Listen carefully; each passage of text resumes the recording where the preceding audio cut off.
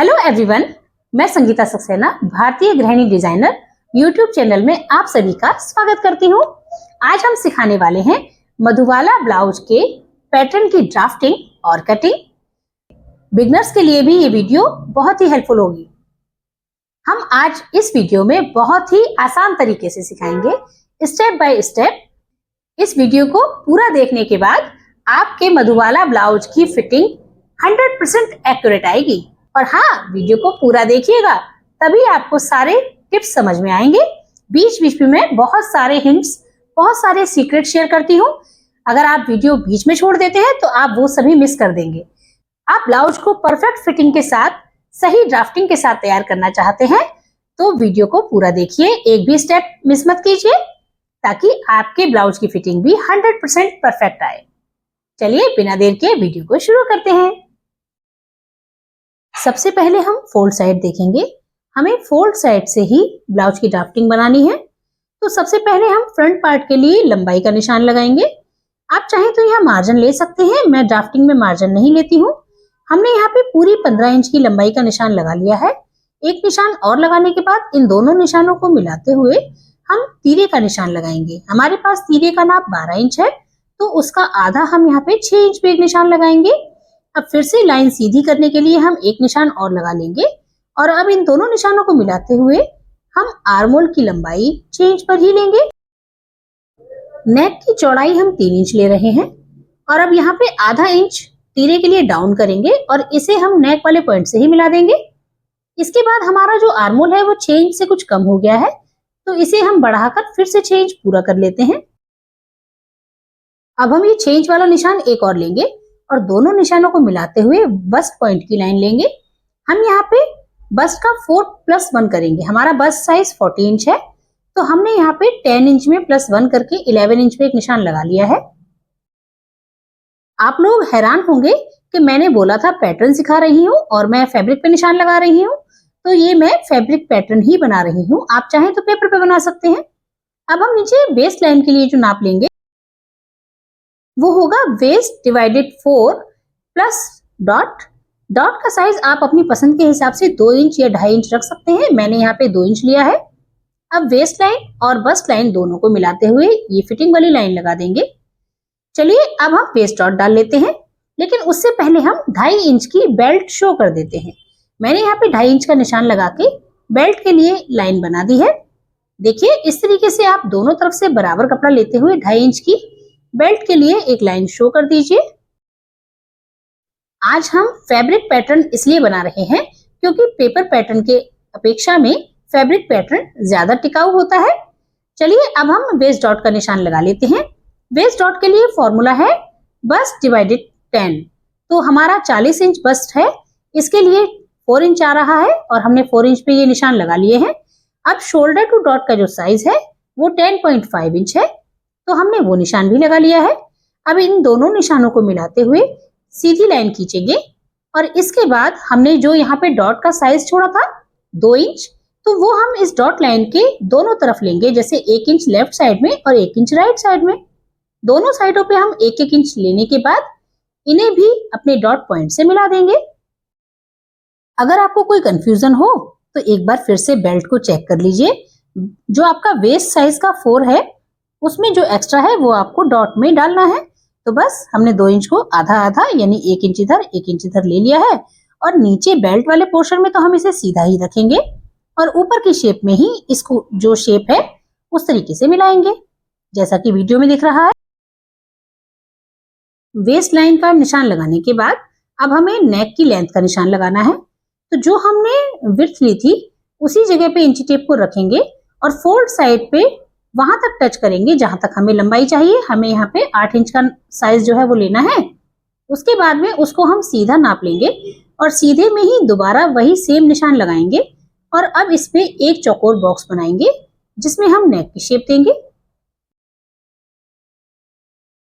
अब हम यहाँ पे जो शेप देने वाले हैं उसके लिए इस नेक लाइन में नीचे की तरफ से इंची टेप को रखते हुए 2.5 इंच पे एक निशान लगाएंगे और यहाँ से इसे हल्की सी शेप देते हुए इस तरीके से गोलाई वाला निशान लगा लेंगे। हमने ये चौड़ाई 4 इंच की ली थी, तो अब हम लगभग 3.5 इंच पे ये वाले निशान लगाएंगे, जैसा कि वीडियो में दिख रहा है। ध्यान से देखिए, बस्ट पॉइंट पे हमने ये जो इंची टेप है उसका कॉर्नर रख दिया है और इसे सर्कल में घुमाते हुए 3.5 इंच के कुछ पॉइंट लगा लेंगे। इस तरीके से हम थोड़ा सा एक ऊपर की तरफ भी निशान लगा लेते हैं और इसके बाद इसे गोलाई वाली शेप देंगे। और देखिए, जो हमने ऊपर नेक का निशान लगाया है ना, बस उसी को इस तरीके से बस्ट की शेप देते हुए नीचे वेस्ट लाइन पे मिला देंगे। ये शेप थोड़ी सी अंदर की तरफ भी मिलाई जा सकती है। इसे हम डॉट से मिला लें तो ज्यादा अच्छा लगता है। देखिए, मैं इसको फिर से ठीक कर रही हूँ। इस तरीके से इसको मिलाते हुए हम डॉट वाले पॉइंट के साथ टच कर देंगे। ये मधुबाला ब्लाउज की स्पेशली जो शेप है वही है। इसको आप अपनी पसंद के हिसाब से थोड़ा सा गोल ज्यादा या कम जैसा चाहे कर सकते हैं। चलिए, अब हम आर्मोल के लिए फ्रंट क्रॉस का नाप ले लेते हैं। जो हमारा फ्रंट क्रॉस का नाप है उसका आधा हम लेंगे और उस पे हम एक निशान लगा लेंगे। यहाँ पे हमारा फ्रंट क्रॉस 11 इंच है, तो हमने यहाँ 5.5 इंच पे निशान लगा लिया है और तीरे वाले पॉइंट से उस निशान को टच करते हुए हम आर्मोल की शेप देंगे, जैसा कि वीडियो में दिखाया गया है। शेप लगाने के बाद इसे आप एक बार इंची टेप से चेक जरूर कर लीजिए। आपका जो आर्मोल साइज है उसका आधा आना चाहिए। अगर ये कम हो तो लाइन को थोड़ा नीचे कर दीजिए और अगर ये ज्यादा हो तो थोड़ा कम कर लीजिए और इसको बैलेंस कर लीजिए। चलिए, हमारा परफेक्ट साइज हमें मिल गया है। मधुबाला ब्लाउज में सेंटर में अगर ऊपर की तरफ थोड़ा सा कर्व देना चाहें तो आप ऐसे लगभग 1 से 1.5 इंच पे पॉइंट लेके मिला दीजिए, जैसा कि वीडियो में दिख रहा है। अब वेस्ट के साइड में हम जो थोड़ा सा छांट देते हैं वो हम बेल्ट के ऊपर की साइड में दे देंगे। ये कटिंग में निकल जाएगा और नीचे वाली लाइन से हमारी बेल्ट होगी। तो इस तरह हमारा फैब्रिक के ऊपर पैटर्न तैयार हो गया है 40 साइज में। चलिए, मैंने यहाँ पे 40 इंच लिख लिया है। अरे, मैं नेक की शेप तो पूरी करना भूल ही गई हूँ। तो चलिए, अब हम जो नेक में नीचे की तरफ हमें गोलाई देनी है वो दे देते हैं। हमने जो 2.5 इंच पे पॉइंट लगाया था उसी से हम नेक के फोर्थ साइड पे इस तरह से शेप दे देंगे। ये स्वीट हार्ट नेक की शेप आ जाएगी और ये हमारी बस्ट की कटोरी वाली शेप है जो मधुबाला शेप बनेगी। चलिए, इस तरीके से हमारा ये पैटर्न कंप्लीट हो गया है। चलिए, हम अलग अलग पार्ट पे लिख लेते हैं। ये हमारी बेल्ट है, साथ ही हम यहाँ पे ये साइड जो है इसमें साइड लिख लेंगे। ये हमारा साइड वाला पॉइंट है, इसमें हमें साइड के लिए जो मार्जिन लेना होगा उसका ध्यान रखेंगे जब हम कपड़े पे कटिंग करेंगे। और ये नेक है, ये हमारा फोल्ड साइड है जो कि फ्रंट में है। तो चलिए, इस तरीके से हम सब कुछ लिख लेते हैं ताकि कटिंग के वक्त हम कुछ भूल ना जाएं। चलिए, अब हमारा पैटर्न कंप्लीट है, जल्दी से कटिंग कर लेते हैं। उम्मीद करती हूँ आपको ये पैटर्न अच्छे से समझ में आ गया होगा। प्लीज वीडियो को ध्यान से देखिए, अभी एंड में कुछ सीक्रेट और हैं, प्लीज वीडियो पे बने रहिए। चलिए, इस तरीके से हम अच्छे से कटिंग कर लेंगे। ध्यान रखें, ये पैटर्न है इसलिए इसमें हमने बिल्कुल भी मार्जिन नहीं लिया है। ये आप चाहें तो पेपर पे बना सकते हैं। मैंने यहाँ एक रफ फैब्रिक लिया है जो कि हम अस्तर में यूज करते हैं, उस पे बना के मैं इस पैटर्न को रख लूंगी तो ये लंबे टाइम तक संभाल के रखा जा सकता है और बिल्कुल भी खराब नहीं होगा। जब भी हमें जरूरत होगी सिर्फ हम प्रेस करेंगे और यूज कर लेंगे।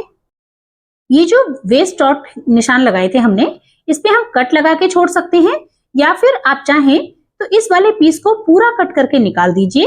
लेकिन ध्यान रखिएगा, जब आप कपड़े पे निशान लगाएंगे तो इसमें मार्जिन रख लीजिएगा सिलाई के लिए, क्योंकि ये तो हमारा बिल्कुल सही साइज के अकॉर्डिंग निशान लगा है। अब देखिए, खोलने के बाद ये इस तरीके से दिख रहा है।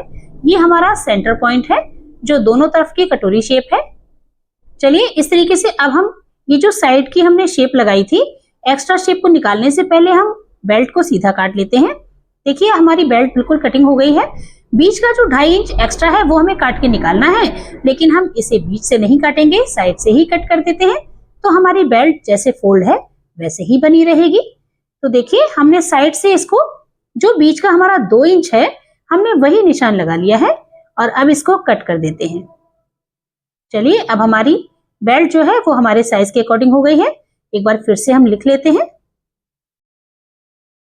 देखिए, ये इस तरीके से साथ में आएगा। जब हम सिलेंगे तो ये डॉट बंद हो जाएगी और हमारी अच्छी सी कटोरी की शेप बन जाएगी और बेल्ट के साथ ये जुड़ेगा, तभी इसकी सही शेप आएगी। और ये हमारी साइड है, जो नीचे इसमें हमने कर्व के लिए निशान लगाया था ना, वो हमने कट करके निकाल दिया है। अब हमारी पैटर्न की पूरी कटिंग हो गई है। सभी चीजों को अच्छे से लिख लीजिए। ये फ्रंट पार्ट है।